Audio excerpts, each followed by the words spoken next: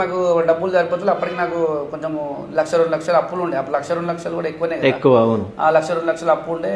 అది ఈ రాజకీయాలకు రావడానికి రీజన్ ఏంటంటే మా అన్న ఉంటాడు, మా ఓన్ బ్రదర్ ఉంటాడు, ఒక లీడర్ దగ్గర తిరుగుతాడు, బర్కత్పుర లీడర్ దగ్గర తిరుగుతాడు.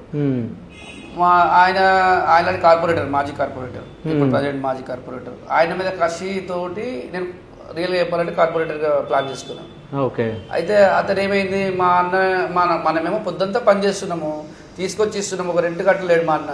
పొద్దుంతా ఆయనతో లీడర్తో తిరుగుతాడు, పొద్దుంతా ఒక కార్పొరేటర్ తోటి తిరుగుతాడు. సో అంటే ఆ కార్పొరేటర్ మీద మీకు కసి ఉండే. అందుకే ఫస్ట్ బర్కత్పూర్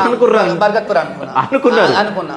అయితే ఆ కసి ఏమైందంటే మా అన్న అప్పుడు రియల్ చెప్పాలంటే రాజశేఖర రెడ్డి పీరియడ్ లో డబుల్ బెడ్రూమ్లు అప్పుడు ఇంద్రమ్మ ఇల్లు, సింగిల్ బెడ్రూమ్. మాకు సొంత ఇల్లు లేదు అప్పుడు. వాస్తవాన్ని చెప్పాలంటే నాకు సొంత ఇల్లు కూడా లేదు. మేము రెంట్కి, నేనేమో మా అమ్మమ్మ ఇంటి ఉంటుండే. ఇక మా నాయన చనిపోయిన తర్వాత మా అమ్మ వాళ్ళు వచ్చిన తర్వాత సంగతి అది. అప్పటికి ఈయన మొత్తం ఇట్లా డ్రింకింగ్ అలవాటు కావడము, మా ఓన్ బ్రదర్ డ్రింకింగ్ వాళ్ళు ఏమో పొద్దుంతా చెప్పుకొని నైట్ కాగానే ఎవరోతో తాగిపించి తినిపించి మొత్తం మంచి కొత్త ప్రభాకర్ అన్న వాళ్ళతో ఉన్నటువంటి మా అన్న వాళ్ళతో తిరిగే అతను ఆఖరికి ఇళ్ళ వల్ల చెడిపోయాడు. అదొకటి నా మైండ్ లో ఎప్పుడు ఉండిపోయింది. మన డబ్బులు వచ్చినప్పుడు అంటే మనం చెడగొట్టినప్పుడు మనం కూడా టైం వచ్చినప్పుడు చెప్పాలి అని కాలమే సమాధానం చెప్తుంది అంటే దానికి ఉదాహరణ చెప్తున్నాం. మా అన్నని ఇట్లా ఖరాబ్ చేసి, మా అన్నతో పాటు 2-3 ఫ్రెండ్స్ ఉంటారు, వాళ్ళని కూడా ఖరాబ్ చేసిన కార్పొరేటర్, వాళ్ళని కూడా ఖరాబ్ చేసిండు.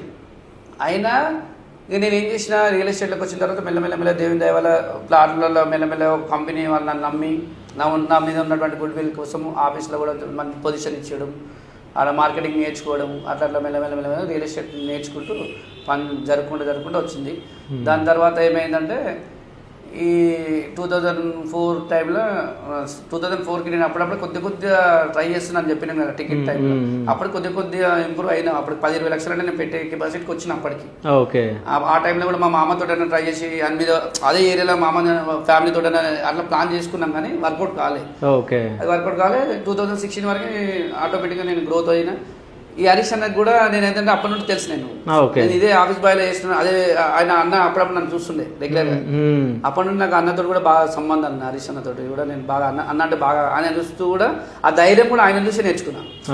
మనం ఈ గట్స్ కానీ ఈ ధైర్యం వచ్చిందంతా ఆయన చూసి నేర్చుకున్నది. ఆయనతో ఎక్కువ ఫాలో అవుతారు రెగ్యులర్ గా.